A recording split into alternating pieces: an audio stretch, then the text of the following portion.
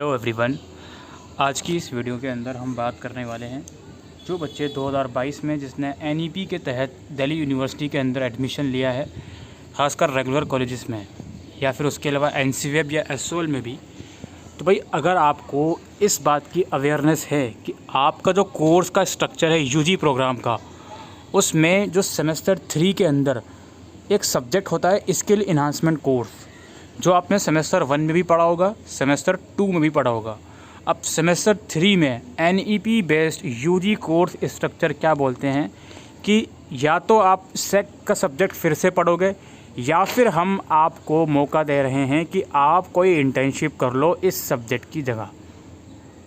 तो वो जो इंटर्नशिप की अपॉर्चुनिटी है उसके रिगार्डिंग दिल्ली यूनिवर्सिटी ने 31 अगस्त को एक गाइडलाइंस रिलीज़ करी हैं।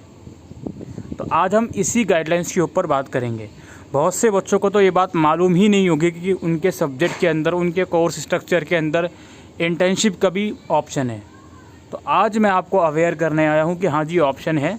अब देखने वाली बात क्या होगी जी, जो रेगुलर के स्टूडेंट हैं उनसे तो पूरी उम्मीद है कि वो इंटर्नशिप की अपॉर्चुनिटी ज़रूर से प्रोवाइड करेंगे। बात आती है एनसीवेब और एसओएल की।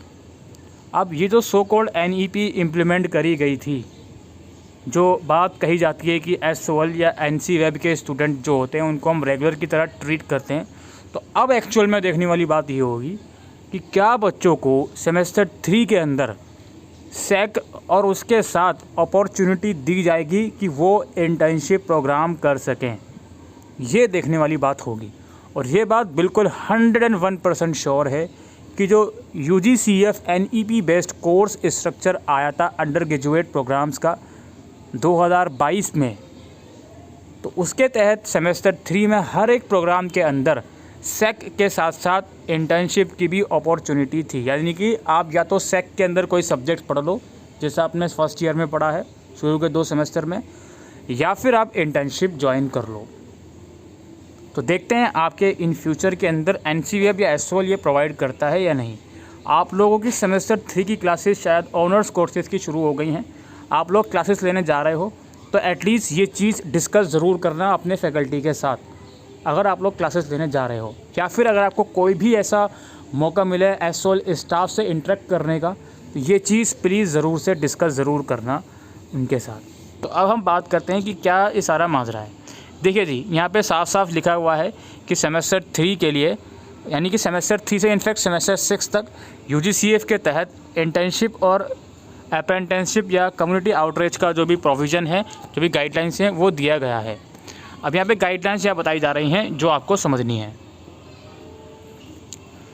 तो इस पैराग्राफ में साफ साफ बताया जा रहा है कि जो प्रोजेक्ट वगैरह, इंटर्नशिप वगैरह, अप्रेंटिसशिप या कम्युनिटी आउटरीच की जो भी अपॉर्चुनिटी है, इसके तहत एक स्टूडेंट के अंदर स्किल्स डेवलप करना, एक स्टूडेंट्स के अंदर ऐसी स्किल्स या ऐसी नॉलेज या ऐसी पर्सनल ग्रोथ डेवलप करना जो थ्रू आउट उसके ग्रेजुएशन में उसकी मदद करे।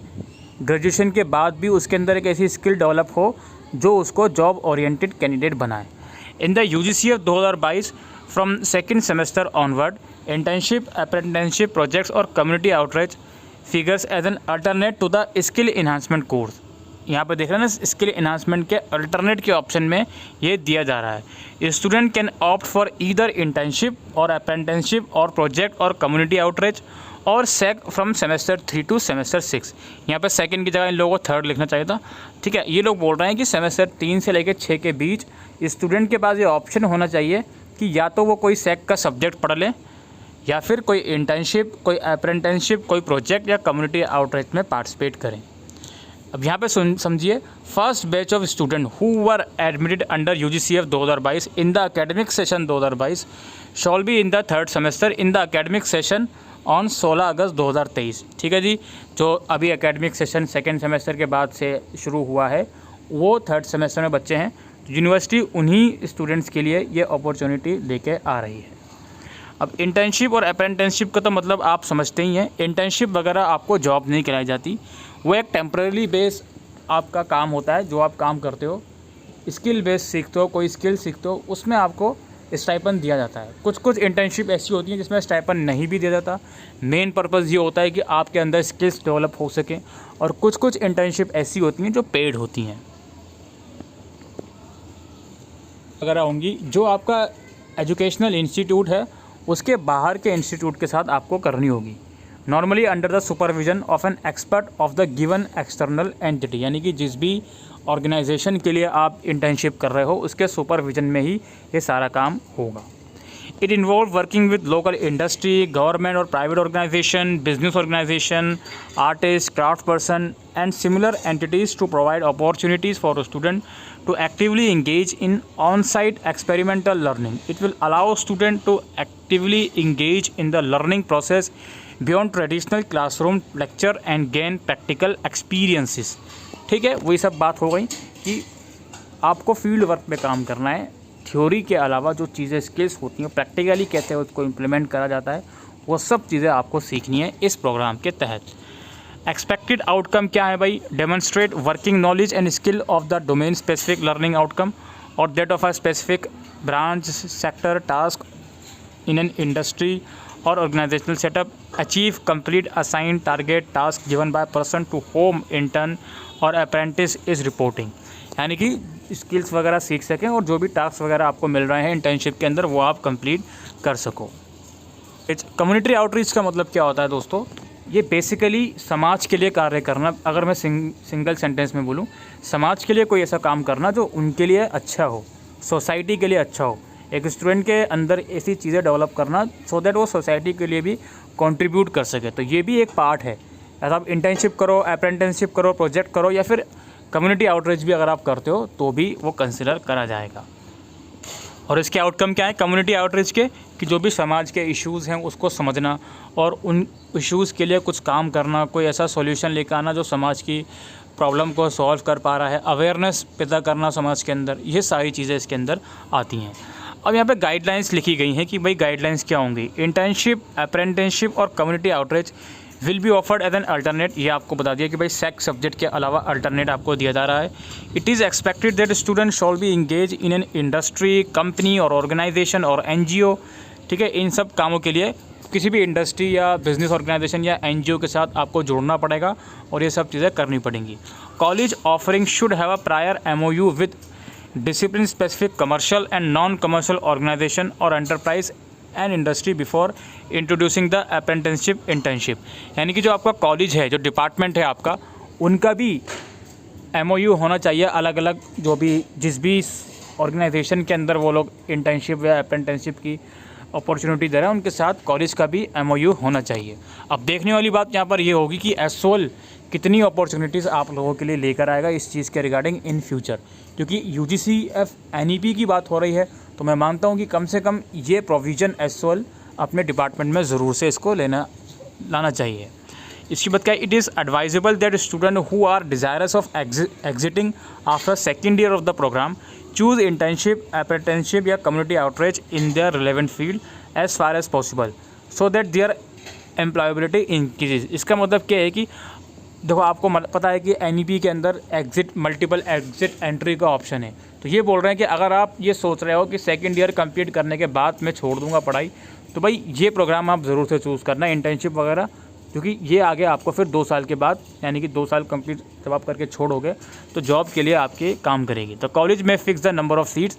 कॉलेज जो है number of fix seats reserve कर सकता है कि भाई इस सेमेस्टर में इतने ही बच्चे जो होंगे वो हम उनको इंटर्नशिप वगैरह के लिए मौका देंगे। As in sex, any student from any department can apply for any ISE offered. यानी कि कोई रिस्ट्रिक्शन नहीं है, आपके कोर्स के अकॉर्डिंग कोई रिस्ट्रिक्शन नहीं है, किसी भी डिपार्टमेंट का जो भी इंटर्नशिप वगैरह होगा वो आप ले सकते हो। Each category of ISEs will be equivalent to 2 credit. यानी कि जो सेक का पेपर होता है उसको आप जब क्लियर करते हो तो आपको 2 क्रेडिट मिलते हैं। और ये इंटर्नशिप भी अगर आप टर्म्स एंड कंडीशन के अकॉर्डिंग कंप्लीट करोगे तो आपको 2 क्रेडिट दिए जाएंगे। The spells of apprenticeship internship shall be scheduled either continuously और interval depending upon the requirement. Basically जो आपका ये टास्क वगैरह होगा, इंटर्नशिप वगैरह होगी, या तो कंटिन्यूसली इन नेचर होगी, यानी कि आप समझ लो हफ्ते में हर दिन आपको काम करना पड़ेगा, या फिर थोड़ा परमानेंट ये टेम्पोररी टाइप भी हो सकती है, यानी कि एक हफ्ते में 2 दिन काम कर लिया, फिर नेक्स्ट वीक में 3 दिन काम कर लिया। टोटल ड्यूरेशन की बात हो रही है 60 घंटे।